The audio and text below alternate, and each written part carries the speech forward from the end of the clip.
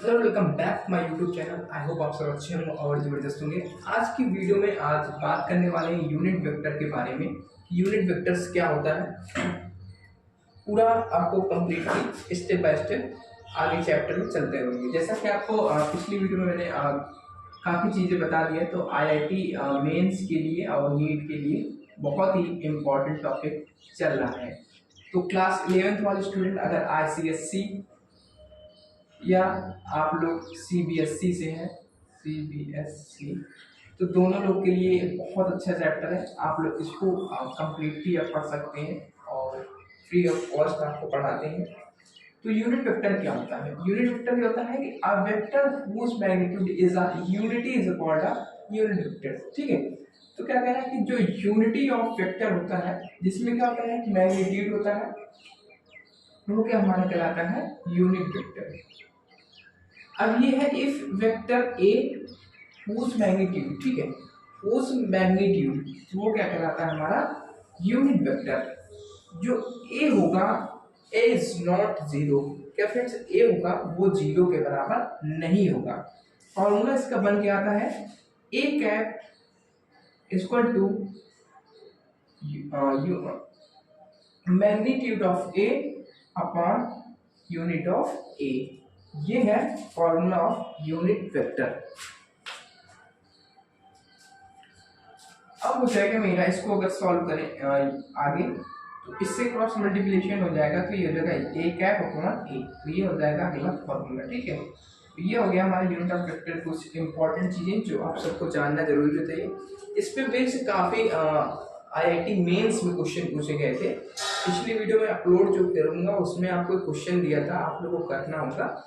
बहुत बढ़िया क्वेश्चन था, तो उसको आप लोग करिए, जाकर वीडियो में देखिएगा तो पता चल जाएगा आपको क्वेश्चन कैसा था। तो ये टॉपिक जो पढ़ा रहा हूँ बहुत अच्छी टॉपिक है, बिल्कुल लगे रहिए, आपको स्टेप बाय स्टेप बताते चलेंगे।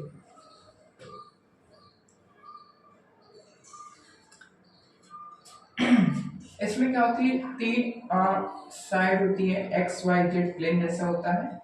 एक्स वाई जेड ये हमारा ओरिजिन ओ हो गया, ठीक है, ये डायरेक्शन हो गई। इसको बोलेंगे आई कैप, जे कैप, ये हो गया के कैप। कैप ऐसे लगा दो, ठीक है।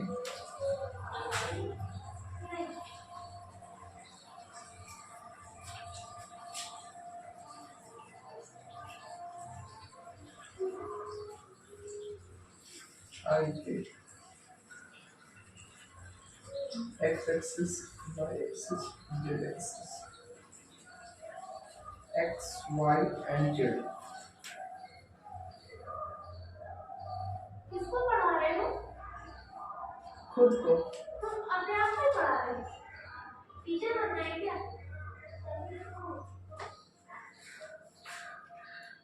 The solution of vector rectangle component of a plane। देखिए दिस इज अ क्या हो गया हमारा? पॉइंट हो गया, ये हो गया हमारा एक्स एक्सिस, ये वाली वाई एक्सिस, ये होगा जेड एक्सिस, ठीक है। ये हो गया हमारा आई कैप, जे कैप एंड के कैप। तीनों साइड पे क्या हुआ? आई कैप, जे कैप, तीनों कैप हो गए। अब मैं आपको ये क्वेश्चन, ये डायरेक्शन आप जो देख सकते हैं, इस पे बेस्ड काफी क्वेश्चन पूछे जाते हैं, वो मैं आपको कंप्लीटली अगले वीडियो में आपको बताऊंगा किस प्रकार से पूछे जाते हैं। आप लोग नोट डाउन करिए, अगले टॉपिक की ओर चलते हैं, फटाफट नोट कर लीजिएगा। अगला टॉपिक जो है वो हम पढ़ेंगे read solution of vector rectangular component of vector in a plane. ठीक है, ये जो टॉपिक है बहुत इंपॉर्टेंट टॉपिक है दोस्तों, इसको आप नोट डाउन करिएगा। पहले ये आप लोग जितना मैं लिखा उसको लिख लीजिए, डायग्राम बना लीजिएगा। ये आपके लिए बहुत इंपॉर्टेंट है। क्या करें? Let suppose that given vectors, इसको वेक्टर ए है, is b resolve into two rectangular component. तो दो रेक्टेंगुलर कंपोनेंट है, ठीक है। इनिशियल पॉइंट जो है हमारा क्या है? वेक्टर ए है, ठीक है। ओरिजिन हमारा क्या है? ओरिजिन जो है जीरो, यहाँ ओ है ओरिजिन। फ्रॉम द रेक्टेंगुलर ओ, ये हमारा ओ, क्यू, आर, और ये हो गया पी, ठीक है। Q O R P.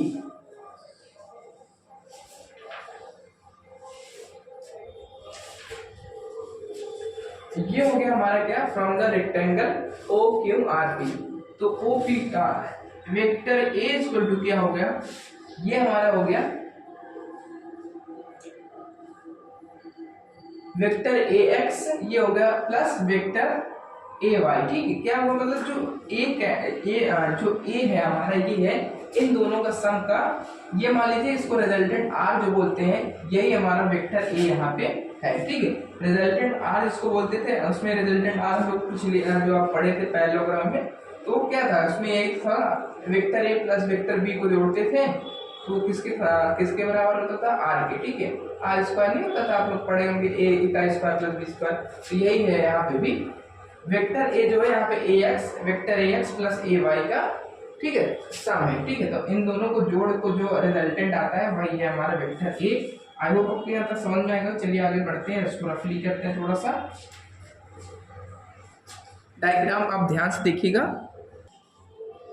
अगले और चलते हैं, इसमें क्या unit vectors, let i and j is a unit vector. ठीक है, जो आई और जे होता है वो होता है हमारा यूनिट वेक्टर। ठीक है, तो along the x axis and y axis में, ठीक है, ये हमारा हो गया एक्स एक्सिस, ये हो गया हमारा वाई एक्सिस हो गया। ठीक है, ये हो गया एक्स एक्सिस, ये ऊपर वाला क्या हुआ, वाई एक्सिस। ठीक है, तो A x and A Y, ठीक है, ये हमारा ए एक्स हो गया और ये हो गया ए वाई इज अ स्केलर। ठीक है, ये दोनों क्या है, स्केलर है। मैग्नीट्यूड कब हो जाएगा, जब ए एक्स ये डायरेक्शन अगर शो कर देते हैं तो क्या करते हैं, साथ में मैग्नीट्यूड भी दिख जाएगा। ठीक है, तो ए एक्स हमारा plus A Y is a magnitude होगा। वी हैव राइट, इसको कैसे लिखते हैं, तो A X equal to A X I cap and A Y equal to A Y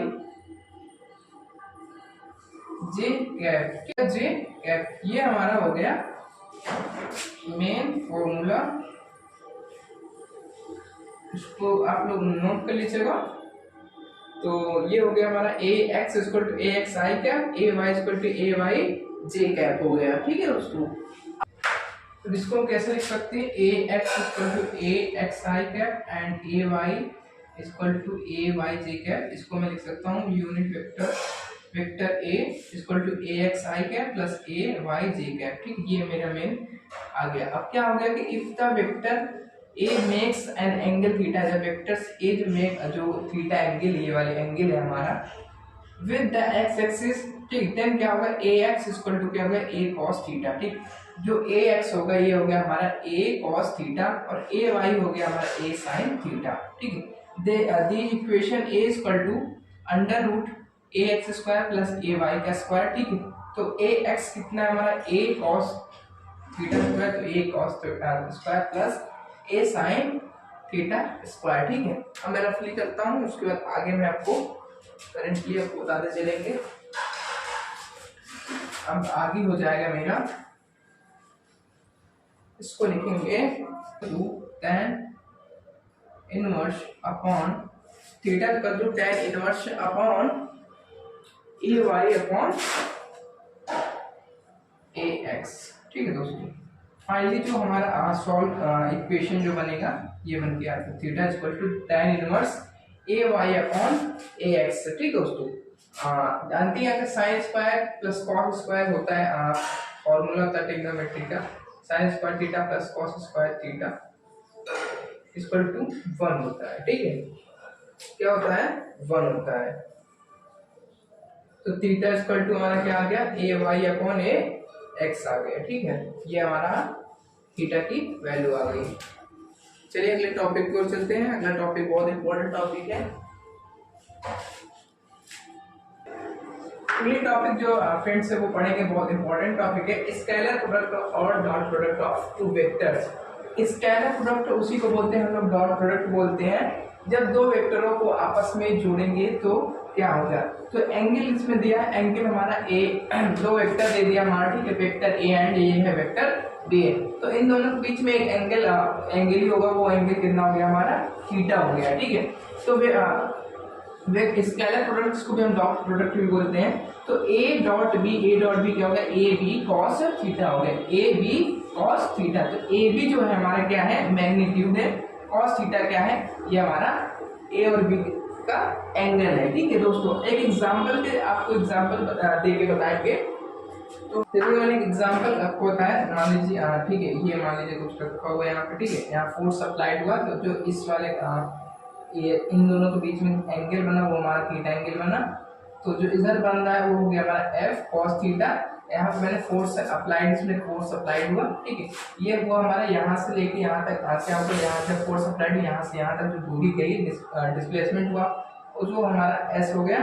ठीक है, तो जो डिस्प्लेसमेंट एस है वो हमारा डिस्प्लेसमेंट एफ जो है फोर्स है। ठीक है, तो वर्क जो वर्क डन होता है W equal to F cos theta, और एस क्या हुआ, एस क्या है हमारा डिस्प्लेसमेंट, कितना डिस्प्लेसमेंट हुआ, तो क्या हुआ एफ एस कॉस थीटा।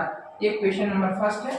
दूसरा है हमारा एफ डॉट एस। ठीक है, एफ डॉट स्केलर में, तो एफ एस कॉस थीटा। ठीक, हमारा ये क्या है एफ एस कॉस थीटा, तो ये हमारा एस है, ये है हमारा एफ, तो डिस्प्लेसमेंट ऑफ फोर्स। ठीक है, तो from the equation first and second, तो जब हम सॉल्व करें तो क्या रहता है W equal to F dot S आ जाता है। क्या रहता है एफ डॉट एस। ठीक है, ये है हमारा W, जिसको कहते हैं वर्क डन। तो हमारा कितना आया, फोर्स मल्टीप्लाई बाय डिस्प्लेसमेंट। ठीक है, फोर्स मल्टीप्लाई बाय डिस्प्लेसमेंट, तो ये हमारा आ गया। चलिए अगले थोड़ा सा आगे इसको थोड़ा सा मॉडरेट करते हैं। मैक्सिमम कब होगा, मिनिमम किस कंडीशन पे होगा, जब एंगल कितना होगा तो मैक्सिमम बनेगा, कितना किस एंगल पे मिनिमम होने वाला है, आपको मैं आपको बताते हैं।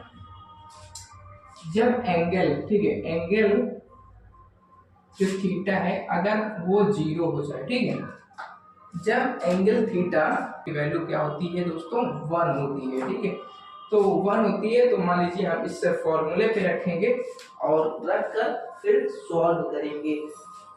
तो W इक्वल टू क्या होता है एफ डॉट एस, इसको हम किस प्रकार से लिखते हैं, अभी ये देखिए F S cos theta, F S cos theta. ठीक है, तो जब कॉस थीटा की वैल्यू अगर 0 है, थीटा की वैल्यू 0 है, तो क्या होगा F S cos 0 equal to, यहाँ पर अगर 0 हो गया है तो क्या 0 को 1 होता है, तो ये क्या बचेगा एफ एस। ठीक, क्या बचेगा एफ, तो W equal to F S.